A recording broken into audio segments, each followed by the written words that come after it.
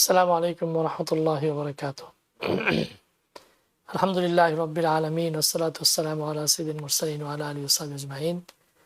أما بعد فقد قال الله سبحانه وتعالى في كلامه المجيد وفرقان الحميد بعد أعوذ بالله من الشيطان الرجيم والذين إذا فعلوا فاحشة أو ظلموا أنفسهم ذكروا الله فاستغفروا لذنوبهم ومن يغفر الذنوب إلا الله ولم يصروا على ما فعلوا وهم يعلمون أولئك جزاؤهم مغفرة من ربهم وجنات تجري من تحتها خالدين فيها ونعم أجر العاملين صدق الله العظيم. প্রিয় দর্শক, রমজানের মধ্য আশারাতে যারা আমাদের সামনে টিভি সামনে বসে ইসলাম জীবন দেখছেন, সবাইকে আন্তরিক শুভেচ্ছা ও স্বাগত। আল্লাহ সুবহানাহু ওয়া তাআলা সূরা আল ইমরানের মধ্যে একটি সুন্দর আয়াত আমাদের জন্য নাযিল করেছেন, বলেছেন যারা নাকি আমরা জেনে বুঝে অথবা অসতর্কতায় গুনাহ করে ফেলি অথবা শয়তানের প্ররোচনায় নফসের খায়সাতের কারণে গুনাহ করে ফেলি, তাদের ব্যাপারে সুসংবাদ দান করেছেন। বলেছেন ওয়াল্লাযীনা ইযা ফাআলু ফাহিশাতান, যে সমস্ত লোকেরা অবিচার করে, অন্যায় করে নিজের প্রতি, এবং সে চিন্তা করে সাথে সাথে স্মরণে আল্লাহর কথা স্মরণ হয়, আল্লাহর কাছে ক্ষমা চায় এবং সে ওই গুনার মধ্যে লিপ্ত না থাকে, ওয়ালাম ইসরু আলা মা ফাআলু ওয়া হুম ইয়ালামুন যালিকা জাযাউহুম ইনদা রাব্বিহিম। একটি লোক গুনাহ করলো, গুনাহ করে সে আল্লাহর কাছে ক্ষমা চাইলো, আল্লাহ কি বলতেছেন? তাদের জন্য জাযা হলো, তাদের রিওয়ার্ড হলো যে আল্লাহর পক্ষ থেকে তাদের জন্য ক্ষমা এবং তাদের জন্য জান্নাত নির্ধারিত, খালিদিনা ফিহা, যে জান্নাতে তারা সর্বদা জন্য থাকবে। কত সুন্দর নিয়ামত।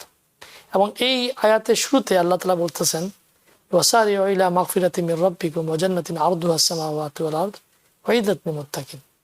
আল্লাহ যখন নামাজের কথা বলেছেন, আল্লাহ বলেছেন আকিমুস সালাহ, যাকাতের কথা বলেছেন ওয়াতুজ যাকা, হজের কথা বলেছেন ওয়াতিমুল হাজ্জ ওয়াল উমরাতা লিল্লাহ, তোমরা আল্লাহর জন্য হজ উমরা পুরা করো, হুকুম দিয়েছেন। যখন মাগফিরাতের কথা বলেছেন তখন আল্লাহ বলেছেন ওয়াসারিউ ইলা মাগফিরাতিন মির রাব্বিকুম, তোমরা বি কুইক, বি হ্যাস্টেন, তোমরা দ্রুত করো আল্লাহর ক্ষমার দিকে, তোমরা দ্রুত অগ্রসর হও এবং ওই জান্নাতের দিকে যে জান্নাতের প্রশস্ততা 27 মাস 7 জমিনের থেকে বেশি বড়। এবং পরবর্তী বলছেন উইদ্দাত লিল মুত্তাকিন, যারা ক্ষমা প্রার্থনা করবে, যারা ক্ষমা পাবে তারাই মুত্তাকিন, এবং তাদের জন্য আল্লাহ তাআলা জান্নাতকে প্রিপেয়ার করেছেন। রাসূলুল্লাহ সাল্লাল্লাহু আলাইহি ওয়াসাল্লাম একটা হাদিসের মধ্যে বলেছেন যে গত শাওয়াল মাস থেকে নিয়ে, শাওয়ালে যখন থেকে চাঁদ দেখা যায়, সেই শাওয়ালের চাঁদ থেকে নিয়ে রমজান পর্যন্ত আল্লাহ তাআলা এই রোজাদারদের জন্য জান্নাতকে মুজাইয়ান করে ডেকোরেট করতে থাকেন। প্রতিদিন আল্লাহ তাআলা জান্নাতকে ডেকোরেট করেন এই জান্নাত এই রোজাদারদের জন্য। তো আমরা সেই রোজাদার যারা আল্লাহর কাছে একবার হাত তুলে ক্ষমা চেলে আল্লাহর সাথে সাথে ক্ষমা করে দিবেন। সুতরাং এই 10টা দিন পুরো রমজান ব্যাপী আমাদের ক্ষমা চাইতে হবে, কিন্তু এই 10টা দিন স্পেশাল যেমন মূল্য হ্রাস থাকে, ঠিক স্পেশাল ছাড় দিয়েছেন আমাদের জন্য। আমরা যদি একটু আল্লাহর কাছে বিনয়ের সাথে উদু ইলা আসাবি রাব্বিক বিল হিকমাতি ওয়াল মাউইজাতিল হাসানা, আল্লাহ যেভাবে বলেছেন দাওয়াত দাও হিকমত এবং সুন্দরভাবে, ঠিক এভাবে সুন্দরভাবে যদি আমরা আল্লাহর কাছে ক্ষমা যেতে পারি, আমাদের ভুল ত্রুটিকে সামনে রেখে আল্লাহর কাছে আকুতির সাথে যদি মাফ চেতে পারি, আল্লাহ আমাদের মাফ করে দিবেন। সুতরাং আমরা আজকেও আমাদের সামনে যে সাবজেক্টে আলোচনা করব সেটা হলো, মাওলানা ফাইকুদ্দিন সাহেবকে বলবো যে ক্ষমার ব্যাপারে যে রাসূলুল্লাহ সাল্লাল্লাহু আলাইহি ওয়াসাল্লাম যে সুন্দর সুন্দর সুসংবাদ দান করেছেন, সাহাবাদের যে অনেক ঘটনা ঘটেছে তাদের থেকে, এবং আল্লাহর কাছে ক্ষমা পেয়েছেন। যেমন আমি ওনাকে প্রশ্ন করবো ঠিকভাবে, মসজিদে নববীতে যে উস্তানে লুবাবা আছে, যে সাহাবী মাফ চেয়েছিলেন, সেই ঘটনা শুরু করে সেখান থেকে আমাদের আজকের যে ক্ষমা কীভাবে প্রার্থনা করতে হবে, ক্ষমা যে কীভাবে আল্লাহর কাছে যেতে হবে সে সম্পর্কে আলোচনা করবেন। তোমরা কেমন আছেন মাওলানা? আলহামদুলিল্লাহ, আল্লাহ পাকের মেহেরবানি। তোমরা বুঝতে পেরেছেন যে আল্লাহ সুবহানাহু ওয়া তাআলা আমাদেরকে সুসংবাদ দান করেছেন, উলাইকা জাযাউহুম মাগফিরাতুম মির রাব্বিহিম ওয়া জান্নাতুন তাজরি মিন তাহতিহা খালিদিনা ফিহা ওয়া নি'মা আজরুল আমিলিন। তো এবং জানেন আপনারা তো সবসময় মাশাআল্লাহ প্রতি বছর 2-1 বার 3 বার যান আল্লাহর ঘরে, সেখানে একটি মসজিদে নববীতে উস্তানে লুবাবা আছে, আবু বকর রাদিয়াল্লাহু তাআলা আনহু। তো এই ঘটনা সহকারে আমাদের দর্শকদের উদ্দেশ্যে কিছু বলবেন ইনশাআল্লাহ। জি, ইস্তেগফারের আলহামদুলিল্লাহ ওয়াসসালাতু ওয়াসসালামু আলা রাসূলিল্লাহ ওয়া আলা আলিহি ওয়া আসহাবিহি ওয়া মান ওয়ালা। উস্তানে লুবাবার যাওয়ার আগে ইস্তেগফারের মূল কনসেপশনটা কি সেটা একটু আমাদের জানা দরকার। আমরা কি শুধু এই মুখে ইস্তেগফার পড়ব আর এর দ্বারা আমরা গুনাহের থেকে নিষ্কৃতি পেয়ে যাবো আর এটাই শুধুমাত্র কর্ম?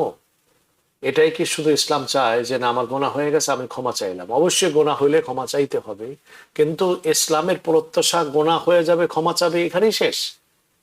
ব্যাপারটি এমন নয়। এই যে গুনাহ যেটি হয়ে গেছে সেটার জন্য তো অনুতপ্ত হওয়া এবং ক্ষমা চাওয়াটা তো প্রয়োজন, আবশ্যকীয়। সেই সাথে গুনাহের প্রবৃত্তি বা গুনাহের যে কার্যক্রমগুলো আছে সেগুলা থেকে কিভাবে নিজকে বাঁচানো যায় তার জন্য পথ পরিক্রমা তৈরি করা, তার জন্য প্রচেষ্টা ব্যয় করা, তার জন্য সদা সতর্ক থাকা ইত্যাদি, এগুলা এই মাগফিরাতের অর্থের অন্তর্গত বিষয়। আমরা শুধুমাত্র যেমন দ্বিতীয় দশকটাকে আমরা বলছি যেটা ক্ষমা প্রার্থনার টাইম, দশক, সুতরাং এই 10 দিন আমাকে ক্ষমা প্রার্থনার ভিতরে কাটাইতে হবে। ক্ষমা প্রার্থনা এটার জন্য যেটা হয়ে গেছে, কিন্তু ভবিষ্যৎ যাতে কখনো গোনার পথে তৈরি না হয়। এখন ভবিষ্যৎ গোনার পথে আমার জীবন যাতে পরিচালিত না হয় সেটা বোঝার জন্য আমার নলেজের দরকার, সেটার জন্য আমার আত্মার শক্তি দরকার, সেটার জন্য আমার গাইডলাইন দরকার। আমার এই বিষয়গুলো যথেষ্ট নলেজ, গাইডলাইন এবং শক্তি, এই তিনটা জিনিস আমি সংগ্রহ কিভাবে করব, তার জন্য আমার ভিতরে অনুপ্রেরণা, উৎসাহ, আগ্রহ ইত্যাদিগুলো থাকতে হবে। আমার গোনার পথ যেগুলো আমার আত্মাকে কলুষিত করে, সেগুলো আমাকে সর্বদা আমাকে পাপাচারিতায় আমাকে নিয়ে যায়। আমার কলুষিত আত্মাকে কিভাবে এই গোনাহের কলুষ থেকে আমাকে বেরিয়ে আসতে পারে, গোনা কলুষে লিপ্ত হতে না পারে, তার জন্য সামগ্রিক আয়োজন আমাদের জিন্দেগিতে করা, বিশেষ করে এই দশকে সংকল্প নেওয়া, এই 10 দিনে সংকল্প নেওয়া, মধ্যম আশ্রয় সংকল্প নেওয়া যে গোনাহ জিনিসটি যেন আমার ভিতরে তৈরি না হয় এবং এটা না আসতে পারে। গোনাহের খাতগুলো, গোনাহের স্তরগুলো, গোনাহের ধারাগুলো, এগুলা চোখের সামনে আমার জানা থাকা। যদি আমার এই বিষয়গুলো জানা থাকে গোনাহ এই পথে হয়, এটার দ্বারাই একজন মানুষ কমপক্ষে 70% সে গোনাহ থেকে নিজকে মুক্ত রাখতে পারে। নম্বর 2 হচ্ছে এই গোনাহের যে শাস্তিটা কি সেটাও আমাদের জানা দরকার। আমাদের যদি গোনাহ মাফ না হয় তাহলে সেই গোনাহের শাস্তি আমাকে কতটা ভোগ করতে হবে। একটি গুনাহে কবিরার শাস্তি কি? একটি গুনাহের কবিরার শাস্তি হলো এই যে একজন মানুষ জাহান্নামী হওয়ার জন্য একটি গুনাহই যথেষ্ট। আল্লাহ যদি তার উপরে দয়া না করেন তাহলে একটি গুনাহে কবিরাই একজন মানুষকে জাহান্নামী বানাতে পারে। সুতরাং গুনাহের প্রায়শ্চিত্তটা কি সেটা আমাকে আগে জানতে হবে। আল্লাহ পাক যদি আমার জিন্দেগিতে একটি গুনাহের শাস্তি আমাকে দেন তাহলে আমার মতো মানুষের শক্তি সামর্থ্য সীমাবদ্ধ মানুষের, আমাদের মতো মানুষের জন্য আল্লাহ পাকের একটি শাস্তিকে আমাদের সংবরণ করার কোনো ক্ষমতা নাই। এটা গুনাহ করার সময় আমাকে বেরেনে রাখতে হবে। ওয়ালানুযীকান্নাহুম মিনাল আযাবিল আদনা দুনাল আযাবিল আকবার লাআল্লাহুম ইয়ারজিউন। আল্লাহ পাক বলেন যে তোমরা যে অপরাধ করো আমি তোমাদেরকে সে শাস্তি দেই না। যদি সেই শাস্তি তোমাদেরকে আমি দেই তাহলে তোমাদের অবস্থা এমন হবে যে লাজ্জাল আলাহুমুল আযাব বাল্লাহুম মাওয়াদুন লা ইয়াজিদু মিন দুনিহি মাওইলা। আর আল্লাহ সুবহানাহু ওয়া তাআলা বলেন লা ফাসাদাতিল আরদ, দুনিয়া ধ্বংস হয়ে যেত যদি এই শাস্তি আমি তোমাদেরকে দিতাম। কওমে লূত একটি সম্প্রদায় যাদের ভিতরে সমকামিতা ছিল, তাদের প্রতি আল্লাহ পাকের শাস্তি কিভাবে হয়েছে যে আল্লাহ পাক জমিনের উপরের অংশকে উঠিয়ে নিচে করে দিয়েছেন আর নিচের অংশকে উপরে নিয়ে এসেছেন। যার জীবন্ত দৃষ্টান্ত বর্তমানে এখন রয়েছে আর্মেনিয়া, জর্ডান, এর মাঝখানে যে জায়গাটি, এখানে যেটাকে বলে ডেড সি, এই ডেড সি যেটি, এটা হলো কওমে লূতের জায়গা। এজন্য এই যে ডেড সির যে পানি, এটা অন্য অন্য সমুদ্রের চাইতে 8 গুণ বেশি লবণাক্ত। এখানে কোনো একটা তৃণমূল পর্যন্ত পড়লে এটা পানির নিচে যায় না। এত, কারণ আল্লাহ পাকের শাস্তির জীবন্ত সাক্ষী এটি। ওই জাতিটাকে আল্লাহ পাক ধুলোয় মিশিয়ে দিয়েছেন, মাটির উপর থেকে নিচে জীবন্ত আল্লাহ পাক তাদেরকে কবর দিয়েছেন এই সমকামিতার অপরাধের জন্য। আমরা যদি আল্লাহ পাকের শাস্তি এভাবে দেখি, প্রত্যেকটি জিনিস সালেহকে আল্লাহ কমে সালেহ এর উপমা আল্লাহ পাক কোরআনে বারবার আমাদেরকে দিয়েছেন। এগুলাকে হৃদয়ঙ্গম করা, গুনাহগুলোকে ছোট মনে না করা, একটি বিষয় হলো এই নেক কর্মে লেগে থাকা, যদিও তার জন্য কষ্ট হয়। কেন? কষ্টের যেটা কষ্টের যে সময়কাল মেয়াদ এটা শেষ হয়ে যাবে, কিন্তু গুনাহের সুফল আমি ভোগ করতে থাকবো অনাধিক সময়ের জন্য। আবার গুনাহের জন্য মন লালায়িত যদি থাকে, তবুও সেই গুনাহ থেকে নিজকে বিরত রাখা দরকার। কারণ গুনাহ করার যে স্বাদ বা তৃপ্তি এটা শেষ হয়ে যাবে, কিন্তু ওই গুনাহের যে প্রায়শ্চিত্ত সেটা থেকে যাবে স্থায়ী। সুতরাং নিজের গুনাহ থেকে নিজকে বাঁচাবার এই অনুপ্রেরণা, এই সংকল্প, এই চেতনা গুলোকে যদি আমরা লাভ করতে পারি, তাহলে আমাদের এই ক্ষমা প্রার্থনা আজকে এটা সার্থক হবে। আমরা যারা ক্ষমা প্রার্থনা করি, আমাদের এই বিষয়গুলো আমাদের সামনে রাখা উচিত। আল্লাহ পাকের নাফরমানি থেকে যাতে আমরা বাঁচতে পারি চেষ্টা করা উচিত। আমি আপনাকে আর একটু দুই একটা প্রশ্ন করবো, তার আগে আমাদের দর্শকরা অপেক্ষা করছেন, তাদের প্রশ্ন নিয়ে নেই। জি, প্রিয় দর্শক যিনি লাইনে আছেন, অপেক্ষা করছেন, নাম বলে প্রশ্ন করুন। কি প্রশ্ন করবো? জি বলুন। জি, আসসালামু আলাইকুম। ওয়ালাইকুম আসসালাম। আমার ছোট দুটা প্রশ্ন। প্রথমটা হলো, আমার এক আত্মীয়, মনে করেন আমার মামা, উনি মারা গেছেন। ওনার দুইটা মেয়ে আছে, দুটোটাই স্কুল কলেজে লেখাপড়া করতেছে। ওনাদের কোনো আয় বা কোনো ইনকামের কোনো সোর্স নেই। আত্মীয় স্বজন আমরা যারা আছি, আমরাই তাদেরকে ভরণ পোষণ রাখা বা লেখাপড়া এগুলি আমরা করাই। এখন ফেসরাটা কি তাদের জন্য দায় হবে কিনা, এক। দুই নম্বর প্রশ্নটা তাও ছোট প্রশ্ন, সেটা হইলো জাকাতের কথা বলতেছেন আপনারা। জাকাত আমরা যে স্বর্ণের জাকাত দেব, ভরিতে কত পড়বে এবং দামটা কিভাবে ফিক্সড করবো? কারণ আমরা স্বর্ণ কিনতে গেলে পাই $90, মনে করেন 1 আউন্স, বেচতে গেলে পাই 70। এখন আমরা কোন হিসাবে জাকাতটা ভরবো? আর 3 নম্বর হলো যে আমি অসুস্থ, আমি যদি একটা আমার পরিবর্তে আমি রোজা রাখতে আমি অক্ষম, ডাক্তাররা বলতেছে যে আপনার শারীরিক অসুবিধা, আপনি রোজা থাকাটা আপনার জন্য অসুবিধা হবে শারীরিক ভাবে। এখন আমার পরিবর্তে আরেকজনকে যদি আমি রোজা রাখাই, এই যদি আমার এই দেশের হয়, তাইলে আমার এই দেশের যে খরচটা থাকে সেটা আমি তাকে দেবো, সে রোজা থাকবে।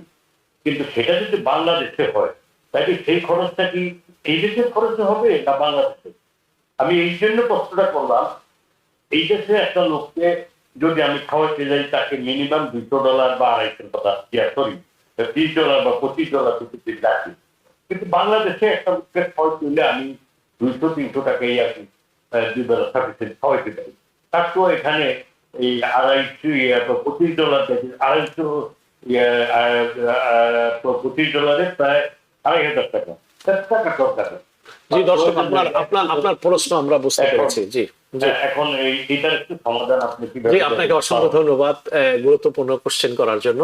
প্রথম প্রশ্নের উত্তর হচ্ছে, আপনার ওই যে মামার যে সন্তানাদি আছে গরিব, তাদেরকে আপনি ফিতরা দিতে পারেন। যারা জাকাত পেতে পারে তারা ফিতরাও পেতে পারে।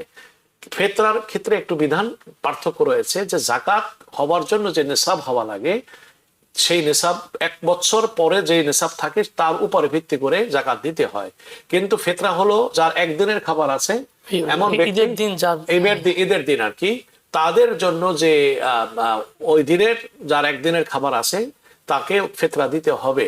এবং জাকাত হলো বালেগ যারা হয় তাদের উপরে প্রযোজ্য হয়, কিন্তু ফিতরা কিন্তু বালেগের জন্য নয়। নাবালেগ যে বাচ্চা জন্মগ্রহণ করেছে, সকালে জন্ম হলো, ওই বাচ্চা যে ওই দিন সকালে জন্মগ্রহণ করেছে, মাতা পিতার পক্ষ থেকেও তার ফিতরা আদায় করতে হবে। একটা ফিতরাকে একজন ব্যক্তিকে ভাগ করে দেওয়া, মানে একাধিক ব্যক্তির ভিতরে ভাগ করা যাবে না, কিন্তু এক ব্যক্তিকে আপনি একাধিক ফিতরা দিতে পারেন, কিন্তু একাধিক ব্যক্তিকে এক ফিতরা দিতে পারেন না। এটাই হলো পার্থক্য। জাকাতটা এভাবে না, জাকাতটা আপনি ভাগ করে যেভাবে চান আপনি এটা আপনি দিতে পারেন। 2 নম্বর প্রশ্ন হচ্ছে স্বর্ণের জাকাত আপনি কিভাবে করবেন। আপনি স্বর্ণের জাকাতের জন্য আপনার বিক্রি করতে গেলে যে অর্থটা আপনি পাবেন, মার্কেটে যে প্রাইস আছে সেটা নয়, বিক্রি করতে গেলে যে টাকাটি আপনি পাবেন, স্বর্ণ যেটা আছে সেটার যে মূল্য, হ্যাঁ সেটার যে মূল্য, এই টাকাটাকে আপনি কি করবেন, ভাগ করবেন, 40 ভাগে ভাগ করবেন। আপনার কাছে মনে করেন 10 ভরি স্বর্ণ আছে, এই 10 ভরি স্বর্ণ বিক্রি করতে গেলে আপনার দাম কত হবে? তাহলে সেই দাম যদি আপনার $40,000 হয় সাপোজ, তাহলে আপনার 40 ভাগের 1 ভাগ হলো $1,000। সুতরাং আপনাকে $1,000 আপনাকে জাকাত দিতে হবে। আশা করি আপনি জাকাতের এই হিসাবটা আপনি বুঝতে পেরেছেন। 3 নম্বর যে বিষয় বলছেন, অসুস্থতার কারণে আপনি রোজা থাকতে পারেন না, বাংলাদেশে কাউকে আপনি রোজা রাখাবেন, এই যে বলছেন বাংলাদেশি টাকা দিয়ে, না সেটা পরে আসছে, কিন্তু বাংলাদেশে ওনার পরিবর্তে রোজা রাখাচ্ছেন, এই যে সিস্টেম অন্যকে দিয়ে রোজা রাখা আবার দ্বারা নিজের রোজার দায়িত্ব থেকে মুক্তি লাভ করা, এই থিওরিটা ঠিক নয়। আপনি যেটা বলছেন এটা কোনোভাবে জায়েজ নাই, কারণ এটা শারীরিক ইবাদত। শারীরিক ইবাদত কখনো আপনি আরেকজনকে দিয়ে আপনি করাতে পারবেন না। যেমন আমার নামাজ আরেকজনে পড়লে হবে না। হ্যাঁ, অর্থনৈতিক ইবাদত যদি হয়, যেমন যাকাত, ফিতরা, অন্যান্য অনুদান ইত্যাদি, এগুলো যদি হয় তাহলে একজনটা আরেকজনে সেটা গ্রহণ দিতে পারে, এটা টেক কেয়ার করতে পারে। আপনি যদি রোজা রাখতে সক্ষম না হন, আপনার সামনে দুটি পথ, আপনি হয় ফেদিয়া দিবেন অথবা আপনি এই রোজাটা পরবর্তীতে কাজা করবেন। যদি আপনি দুরারোগ্য ব্যাধিতে আক্রান্ত, ডাক্তার বলছে রোজা রাখলে আপনার ক্ষতি হবে, সেক্ষেত্রে আপনার পালনীয় শুধুমাত্র রোজার ফেদিয়া আদায় করা, কাজা আপনার প্রয়োজন হবে না। ফেদিয়া দিলেই সেটাই কাজা হিসাবে বা রোজার আদায় হিসাবে গণ্য হবে। এখন প্রশ্ন হচ্ছে, ফেদিয়া যে আপনি বাংলাদেশে দিবেন, সেটা কি এখানকার টাকা দিবেন না বাংলাদেশের টাকা দিবেন? আপনার যার জীবন যাপন যেখানে, যিনি যার ফিতরা আপনি দিচ্ছেন, যার যাকাত আপনি দিচ্ছেন, তিনি কোথায় থাকেন, তার ইনকাম স্থলটা কোথায়, তার উপার্জন ভূমিটা কোনটা, সেটা হলো ওয়েস্টার্ন ওয়ার্ল্ড, আমেরিকা কিংবা কানাডা কিংবা ইংল্যান্ড কিংবা অন্য কোনো ওয়েস্টার্ন ওয়ার্ল্ড, অথবা বিদেশে কোথাও। তাহলে সে যে দেশে থাকবে ওই দেশের যে ফিতরা যা, সেটা বাংলাদেশে যাওয়ার পরে যে কয় টাকাই হোক না কেন তাতে কিচ্ছু আসে যায় না। আপনাকে ওই টাকাটাই হিসাব করতে হবে। যে ব্যক্তি দিচ্ছেন সেই ব্যক্তির ইনকাম যেখানে, ওখানকার ফিতরার যেটা ভ্যালু বাংলাদেশে হয়। যেমন মনে করেন আমেরিকায় এবছর ফিতরা হবে মনে করেন সর্বনিম্ন আপনার $10, বাংলাদেশে $10 এখন বর্তমান দাম হলো কত, আপনার $1200 টাকা। আপনাকে 1200 টাকা বাংলাদেশে দিলে আপনার একটা ফিতরা আদায় হবে। এখন এই 1200 টাকা, এখন আপনি চিন্তা করেন বাংলাদেশে তো 100 টাকা ফিতরা হয়। এখন আপনি যদি বাংলাদেশ হিসাবে, তাহলে গরিবরা এই প্রাপ্তি থেকে বঞ্চিত হইল। এই সমস্ত ক্ষেত্রে ফকিহগণ এবং ফিকার কিতাবে বর্ণনা করা আছে যে এই ক্ষেত্রে আপনাকে দেখতে হবে যাকে আপনি দিচ্ছেন তার লাভ কোনটায়, আনফাউলিল ফুকারা, গরিবের লাভ যেটাই, সেই পথ আপনাকে আমাকে বেছে নিতে শরীয়ত বলেছে। সুতরাং আপনি টাকা দিবেন এখানকার, বাংলাদেশে সে টাকায় যতই হোক না কেন সেটা আমেরিকান টাকা হিসাবে দিতে হবে, আমেরিকান টাকার হিসাবে দিবেন। জি প্রিয় দর্শক, আপনাদের ইসলামের জন্য আমরা ছোট্ট বিরতি যাচ্ছি, আমাদের সাথে থাকবেন ইনশাআল্লাহ। প্রিয় দর্শক, আপনাদের ইসলামের জীবন, আমাদের অনেক দর্শক অপেক্ষা করছেন। প্রিয় দর্শক যে লাইনে আছেন, প্রশ্ন বলুন। হ্যালো, আসসালামু আলাইকুম। ওয়ালাইকুম আসসালাম। আমার প্রশ্ন হচ্ছে 3টা। প্রথম প্রশ্ন হচ্ছে যে আমি এবছর বিয়ে করেছি, তো আমার ক্ষেত্রে কি আমার শ্বশুর বাড়ি থেকে হবে না আমার বাবা দিবে? জি, আপনার প্রথম প্রশ্ন বুঝতে পেরেছি। আপনার ভরণ পোষণ, আপনার যদি কোনো ইনকাম না থাকে তাহলে সম্পূর্ণই এই ফিতরার দায়ভার আপনার স্বামীর উপরে বর্তাবে। জি, কিন্তু আমি সলভেন্ট, আমি ইনকাম করি। তাহলে ইনকাম করলে আপনাকে দিতে হবে। যার ইনকাম দেওয়ার ক্ষমতা আছে তার উপরে এই হুকুমটা বর্তায়। জি, তাহলে আপনি দিবেন। আচ্ছা, জি। আর দ্বিতীয় প্রশ্ন হচ্ছে এটা একটু জানার জন্য, আপনি যেহেতু মাগফিরাতের কথা বলছেন, এখন সেটা হচ্ছে আমি আমার 2জন আত্মীয়কে কথা বলতে শুনছিলাম। এখন তারা বলছিল যে ধরেন একজন বলছিল যে তুমি ওমরা করে আসছো, এখন একটু ভালো হয়ে যাও। তখন আরেকজন বলল যে ধরেন আমি আবার ওমরাতে যাবো, অসুবিধা নেই। এখন সে তার ভালো টাকা পয়সা আছে, এখন সেটা কি আল্লাহ আসলেই ক্ষমা করেন? যে আপনি আগে যতই অপরাধ করেন কিন্তু আবার হজে গেলেন, ওমরাতে গেলেন, আল্লাহ ক্ষমা করে দিল, এটা হয়? জি, আপনি কি অপরাধের কথা বলেছেন আমরা বুঝতে পারিনি। যে সমস্ত অপরাধ আল্লাহর সাথে সম্পৃক্ত, আল্লাহ পাক সেটা ক্ষমা করে দেন। পাহাড় মানে বলা হচ্ছে সমুদ্রের পানি সমানও যদি হয়, পাহাড়ের সম যদি উঁচাও হয় কোনো মানুষের, আসমান পর্যন্ত, এনান সামা পর্যন্ত যদি কারো মানুষের গুনাহ থাকে আর সে যদি সত্যিকার অর্থে তওবা করে, আল্লাহ পাক কবুল করে। হুকুকুল্লাহ হয়ে যদি থাকে, আল্লাহর হক যদি হয়ে থাকে, কিন্তু মানুষের হক যদি নষ্ট করে থাকে, যে মানুষের অর্থ নষ্ট করেছে, মানুষকে কষ্ট দিয়েছে, মানুষের পরনিন্দা করেছে, মানুষের সাথে মিসবিহেভ করেছে, অন্যায়ভাবে কারো সম্পর্কে মিথ্যে সাক্ষী দিয়েছে, এভাবে মানুষের সাথে সম্পৃক্ত বিষয় গোনা যদি থাকে, তাহলে সংশ্লিষ্ট ব্যক্তির থেকে যতক্ষণ না মাপ না নিচ্ছে ততক্ষণ পর্যন্ত হজ 100 বার করলেও সেটা মাপ হবে না।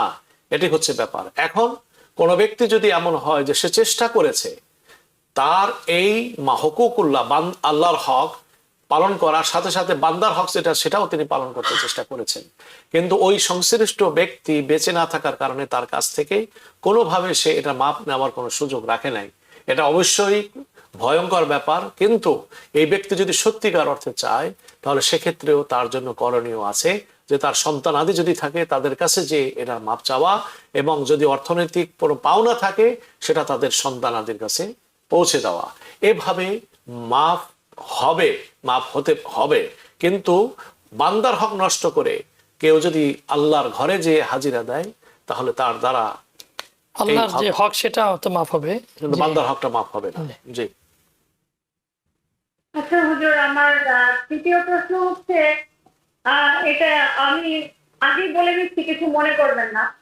আমাকে অন্য ধর্মের লোকেরা মাঝে মাঝে জিজ্ঞাসা করে, যারা কিছু কিছু কোরআন নিয়ে রিসার্চ করে, তারা বললো যে ধরেন আমাদের তো যার যার সঙ্গীকে তার স্বামীর বা বুকের পাঁজরের হাত থেকে বানানো হয়েছে। এখন তারা প্রশ্ন আমাকে করেছে যে যাদের 2-3 বার বিয়ে হয় তারা আসলে কার হাত দিয়ে তৈরি? এগুলা হলো বিভিন্ন ধরনের চাটুকারি, মানে কিটাকে বলা হয় রসত্ববোধক কথা।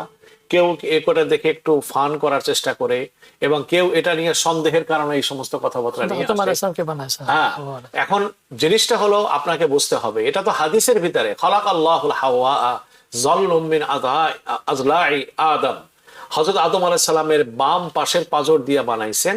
আর পরবর্তীতে যত মহিলারা আসছে সব হলো হযরতে হাওয়ার এই ধারাবাহিকতায় দুনিয়ায় এসছে। যেহেতু প্রথমা যিনি ছিলেন তাকে আল্লাহ পাক তৈরি করছিলেন বাম পাঁজরের হাড্ডি থেকে আদম আলাইহিস সালামের, সেই হিসাবে বলা হয়েছে। এটা এরকম নয় যে স্ত্রী যারা তাদেরকে প্রত্যেক স্বামীর হাড্ডি থেকে বানানো হয়েছে, এরকম নয়। এটা আমাদেরকে মনে রাখতে হবে। হযরত আদম আলাইহিস সালামকে আল্লাহ পাক মাটি দিয়ে বানাইছেন, আমাদেরকে আল্লাহ সুবহানাহু ওয়া তাআলা মাটির যে ধারাবাহিকতা আমাদের ভিতরে আসছে, ঠিক আছে, আমাদেরও মাটির তৈরি, এটাই বলা হচ্ছে, তাই না? আমরা যে খাবারগুলো গ্রহণ করি সেই খাবারের উৎসগুলো রিয়েল মাটি তো, আর আমাদের কিভাবে বানানো হয়? আদম আলাইহিস সালাম তো রিয়েল মাটি দ্বারা বানানো, ওখান থেকে আমরা ফালাকতাহু মিন তিন, আল্লাহ বলছেন যে তাকে সৃষ্টি করেছে মিন তিন থেকে। জি, ঠিক না? মিন সিজিল। জি। তো আদম আলাইহিস সালামের এর আল্লাহ পাক যদি আদম আলাইহিস সালামকে বানাইতে পারেন বাপ মা ছাড়া, তাহলে হাওয়া আলাইহিস সালামকে পাঁজরের হাড্ডি দিয়ে বানানো একেবারে সহজ, এটা কোনো কঠিনই ব্যাপার নয়। সুতরাং এখানে যদি কোনো কোশ্চেন থাকে, ওই ব্যক্তিরা যারা এই সমস্ত কথা বলেন, যদি কোনো সন্দেহ থাকে, তাহলে ময়দানে মাহশারে আল্লাহ পাকের সামনে যখন উঠবে তখন এটা জিজ্ঞাসা করা যে আল্লাহ পাক এটা আপনি বলছেন, এটার মর্ম কি আমি বুঝিনি, আমাকে একটু খুলে বলেন আপনি। কেমন? এটা হাদিসে এভাবে বর্ণনা করা আছে, আর আমরা আপনাদেরকে সেটাই সেই হাদিস থেকে পড়েই আপনাদেরকে শেয়ার করছি। হযরতে হাওয়া আলাইহিস সালাম প্রথম নারী যাকে তৈরি করেছিলেন আল্লাহ পাক জান্নাতে তৈরি করেছিলেন হযরতে আদম আলাইহিস সালাতু ওয়াস সালামের পাঁজরের হাড্ডি দিয়ে। জি। এবং তিনি খুব বেচাইন ছিলেন হযরত আদম আলাইহিস সালাম স্ত্রী ছাড়া। জি, ঠিক না? যে এটা অন্য হিসাব, যে আদম আলাইহিস সালাম জান্নাতের ভিতরে তখন কোনো বিধান ছিল না, দুটি বিধানই তখন আল্লাহ পাক রাখছিলেন, একটা হলো সালাম দেওয়া আর একটা হলো বিবাহ করা। কারণ আদম আলাইহিস সালামের বিবাহের আয়োজন আল্লাহ পাক জান্নাতেই করেছিলেন। আর আদম আলাইহিস সালাম জান্নাতের সব নেয়ামত থাকা সত্ত্বেও তার অন্তরের ভিতরে এক ধরনের শূন্যতা বিরাজ করছিল, এজন্য তিনি একটু পেরেশান ছিলেন। তো আল্লাহ পাক তার শূন্যতা পূরণ করলেন স্ত্রী সৃষ্টি করে তার থেকে। সুতরাং একটি কথা যেটা আমেরিকায় বলে যে নো ওয়াইফ নো লাইফ, তা এটাও কিন্তু এক হিসাবে কথাটা যে অর্থহীন, আমরা এটা চোখ বন্ধ করে বলতে পারি না। আর হাদিসের দ্বারা তো এটাও বোঝা যায় যে ফামা উতিয়া বিহাজবি নওয়াফের, যার ভালো স্ত্রী নাই তার দুনিয়ার কিছু নাই। এই জন্য নেককার স্ত্রী, মনের মতো স্ত্রী, মারআতুস সালেহা যদি কারো জিন্দেগিতে নসিব হয়ে যায় তাহলে এটা হলো দুনিয়ার জিন্দেগি তার জন্য জান্নাতের। আর যদি ভালো না হয় তার জন্য জাহান্নামের, এই দুনিয়াটাই তার জন্য জাহান্নামের।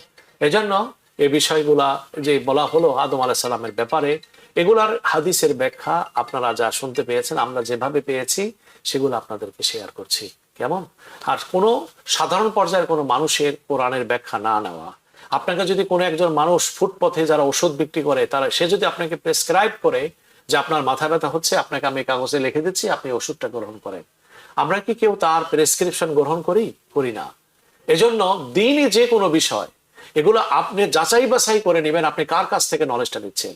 ইন্না হাযাল ইলমা দীনুন ফানজুরু আম্মান তা'খুযুনা দীনাকুম, যে দিনটা এটা একটা নলেজ, সুতরাং তুমি এটা গ্রহণ করার আগে তুমি দেখে নাও কার কাছ থেকে তুমি নলেজটি অর্জন করছো। একটি বাড়ি বানাবার জন্য একজন খ্যাতিমান ইঞ্জিনিয়ারের কাছে যাই, ট্রিটমেন্ট জন্য খ্যাতিমান একজন ডাক্তারের কাছে যাই, কোনো কাপড় চোপড় কিনতে গেলে সুন্দরভাবে যে সমস্ত স্টোরগুলো ফেমাস ব্র্যান্ডেড, সেগুলো আমরা নেওয়ার চেষ্টা করি। কিন্তু দিনের প্রশ্ন আসলেই সকলের কথায় আমরা কান দিয়ে বসে অথবা গুগলে সার্চ করি। এই জন্য এই জাতীয়, এটা আমাদের এক ধরনের ব্যত্যয়, এটা এক ধরনের আমাদের বিভ্রম, এক ধরনের শূন্যতা, এক ধরনের ঔদাসীনতা।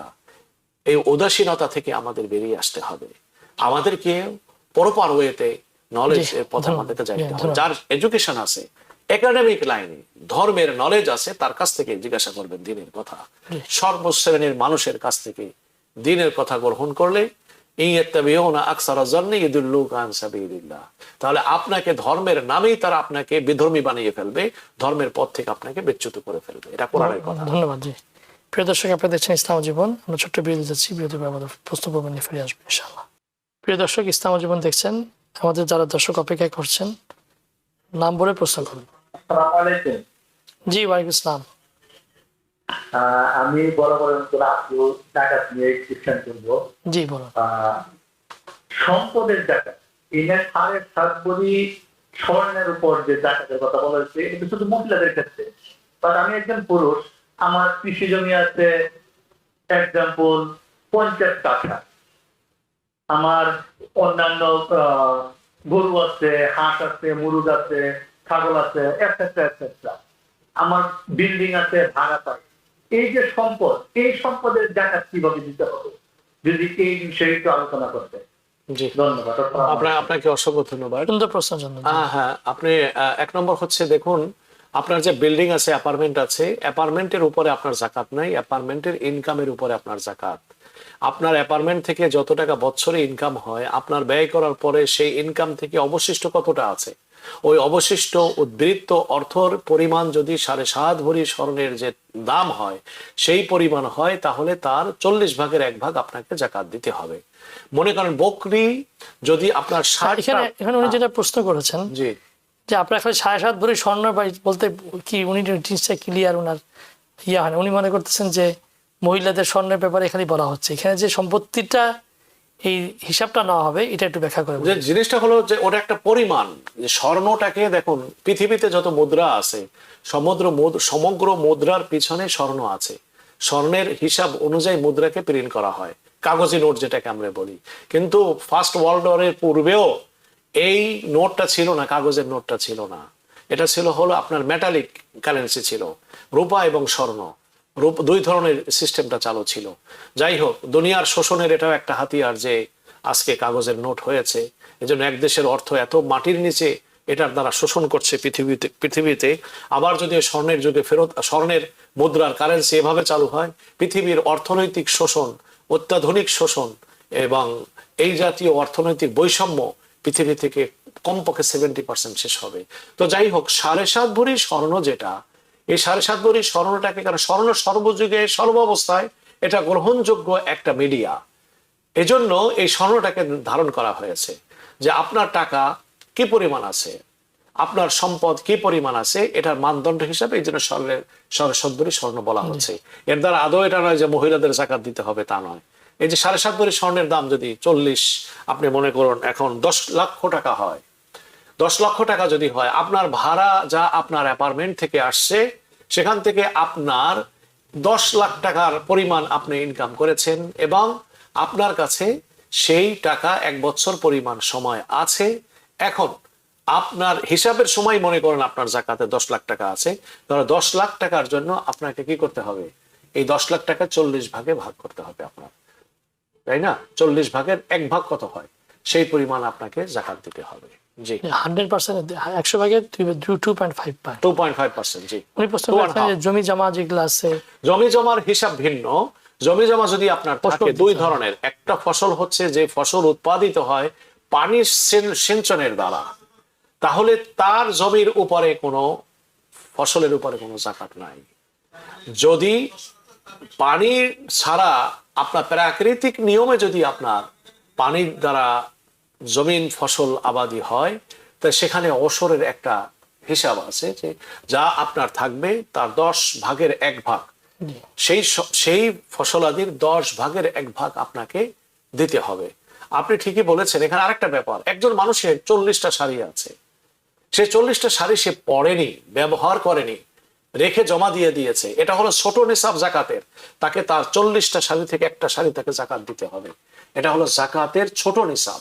আর জাকাতের যে বড় নিসাব যেটা, সেটা হলো ব্যবসায়ী মূলধন, তারপরে হলো যে আপনার টাকা পয়সা আর স্বর্ণ। এই 3টে জিনিসের উপরে সাধারণত আপনার জাকাত আরোপিত হয়ে থাকে। এটা হলো জাকাতের বড় নিসাব। আর ছোট নিসাব হলো 40টা গাড়ি আছে, 40টা গাড়ি আপনি ব্যবহার করেন নাই, তাহলে একটা গাড়ি আপনাকে জাকাত দিতে হবে। এটা হলো জাকাতের ছোট নিসাব। ব্যবহার না করে থাকে। একজন লোকের ফ্যাক্টরিতে 100টা গাড়ি থাকতে পারে, কিন্তু ব্যবহার হচ্ছে, জি, সেখানে তো আর জাকাত হবে না, কিন্তু ওইটা সম্পত্তির উপর জাকাত হবে। জি, ওই 40টার মধ্যে গাড়িটা তারা ব্যবহার করতেছে, মালটা মান নিচ্ছে, সেখানে নিজের প্রয়োজনের জন্য যদি হয় যে এটা অ্যাপার্টমেন্ট আপনি ব্যবহার করছেন। আমাদের সময় কম, দর্শক আপনাকে অপেক্ষা করছেন। প্রিয় দর্শক যিনি লাইনে আছেন, প্রশ্ন বলুন। জি, আমি লাইনে আছি, বলুন। প্রশ্ন করবো? জি, বলুন। আচ্ছা, আমি একটু আগে একবার প্রশ্ন করছিলাম, কিন্তু আমার প্রশ্ন করার শেষে আমার লাইনটা কাইটে গেছে, সরি। এখন আমি যে প্রশ্নটা করছিলাম, এটা আমি পুরোপুরি ব্যাখ্যাটা আমার কাছে বুঝতে পারিনি। আমি এটা আরেকটু ব্যাখ্যা হুজুরের কাছে চাচ্ছি। এটা হলো এই যে আমি জিজ্ঞেস করছিলাম হুজুরকে যে আমার বয়স যেহেতু অসুস্থ, রোজা থাকতে পারে না, তার পরিবর্তে আমি অন্য একটা লোককে দিয়ে রোজা রাখাবো, এটা হবে না, এটা গ্রহণযোগ্য না, এটা ধর্মীয় ভাবে অ্যাডমিট করে না, এটা আপনি আপনার ওয়াইফের পরিবর্তে আর একজন রোজা থাকলে হবে না। উনি যখন সুস্থ হবে পারলে তখন উনি করবো, অথবা এটার পরিবর্তে কি যেন বললেন যে টাকা দিয়ে দিতে হবে। এই টাকাটা যদি আমি দিই, সেই টাকাটা তো আমি গরিবের দেবো। এই গরিব যদি আমার নিকটাত্মীয় হয়, তাদেরকে দিতে পারবো কিনা, এগুলো এক। আর জানাইয়া দিতে হবে কিনা, বা গরিবকে আমার নিকটাত্মীয় দিতে পারবো কিনা, এগুলো এক। আর দ্বিতীয় হইলো যেহেতু টাকার প্রশ্ন, এটা মনে করেন আমি মনে করি এটাকে টাকায় অনেক টাকা বানানোর জন্য এটাকে আমি একজনের অধিক 2 জনকে দিতে পারবো, 3 জনকে দিতে পারবো, বা এটাকে আমার রোজার মধ্যে দিতে হবে না পরেও দিতে পারবো, আমার প্রশ্ন। জি, প্রিয় দর্শক, আপনার প্রশ্নটা আমরা বুঝতে পেরেছি। 1 নম্বর কথা হচ্ছে যে আপনার এটা দেখেন, যেটা ফিতরা দিচ্ছে, রোজার কোনো বদলা আপনি কাউকে দিয়ে করাতে পারবেন না, আপনাকে ফিদিয়া দিতে হবে। একটা ফিদিয়া হচ্ছে একটা ফিতরার যে পরিমাণ অর্থ, সেটা আপনাকে দিতে হবে, $10 সর্বনিম্ন। আপনার আত্মীয়র ভিতরে যদি এমন কেউ থেকে থাকে, তাহলে দিলে আপনি ডবল সওয়াব পাবেন। এটি হচ্ছে ব্যাপার। আর এটা আপনি এটা ফিতরা যেটা, সেটা একাধিক ব্যক্তিকে আপনি দিতে পারবেন না। একটা ফিতরাকে 10 জনের ভিতরে ভাগ করতে পারবেন না, কিন্তু 10টা ফিতরা একজনকে আপনি দিতে পারবেন। জি, প্রিয় দর্শক, আপনারা দেখছেন ইসলামী জীবন। আমরা রমজানে যে দিনগুলো অতিবাহিত করছি, অত্যন্ত মূল্যবান দিন। আল্লাহ আমাদেরকে বাকি দিনগুলোতে সুন্দরভাবে রোজা রাখার, এবং যে দিনগুলো আমরা রেখে আসছি সেগুলো যেন আল্লাহ কবুল করেন, সেই দোয়া রেখে আজকের মতো আমাদের ইসলামী জীবন শেষ করছি। আর আপনারা খেয়াল রাখবেন, ইনশাআল্লাহ আমাদের প্রতিদিন এই প্রোগ্রাম রমজানের শেষ পর্যন্ত এই সময় আমরা পরিচালনা করব। আপনাদের আমাদের সাথে থাকবেন এই আশা রেখে শেষ করছি। আসসালামু আলাইকুম ওয়া রাহমাতুল্লাহি ওয়া বারাকাতুহু। TBN 24 টেলিভিশন দেখতে আজই কল করুন 7187776556। লগ ইন করুন www.totalcablebd.com। নিউ ইয়র্ক থেকে সম্প্রচারিত TBN 24 টেলিভিশন বিশ্বজুড়ে বাঙালির কণ্ঠস্বর।